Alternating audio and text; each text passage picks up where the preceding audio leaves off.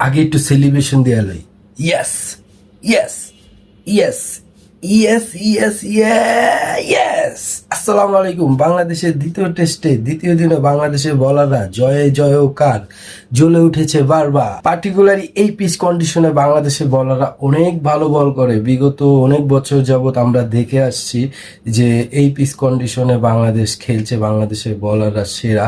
বাংলাদেশ অনেক অনেক ভালো বোলিং করছে। এখানে আসলে বাংলাদেশের হোমে এই ধরনের বোলিং উইকেটে খেলতে এসে বড় বড় টিমগুলো আমাদের কাছে হারে।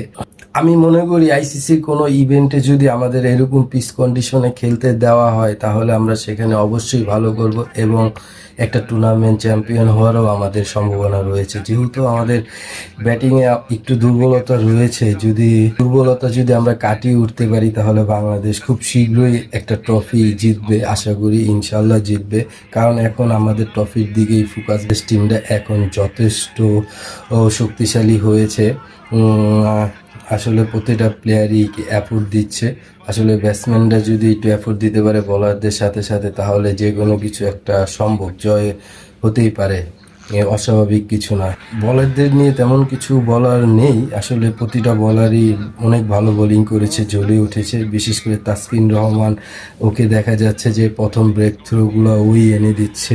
11 ওভার বোলিং করে একটা মেডেন দিয়ে 37 রান খেয়ে 2টি উইকেট নিয়েছে। শরীফুল ইসলাম কোনো উইকেট পায়নি, অনেক ভালো বোলিং করেছেন। 11 ওভারে 3টি মেডেন দিয়েছেন, 39 রান খেয়েছেন।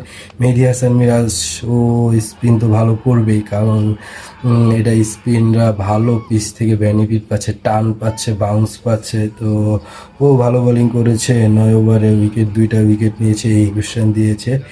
নাহিদ রানাকে আমরা দেখি আসলে ও শেষের দিকে যে কতটা বিধ্বংসী হতে পারে এটা আমরা প্রায় ম্যাচগুলোতেই দেখেছি, যে ওর বলের গতির কাছে আসলে কোনো ব্যাটসম্যানই টিকতে পারে না।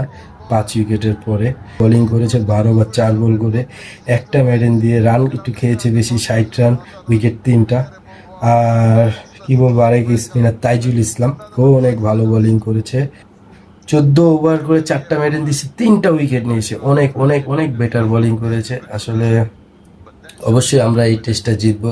তবুও আমাদের এই ম্যাচে জিততে হলে ব্যাটসম্যানদের একটু পরীক্ষা দিতে হবে, কারণ আমাদের 300 রানের এই কাছাকাছি আমাদের একটা লিড দিতে হবে।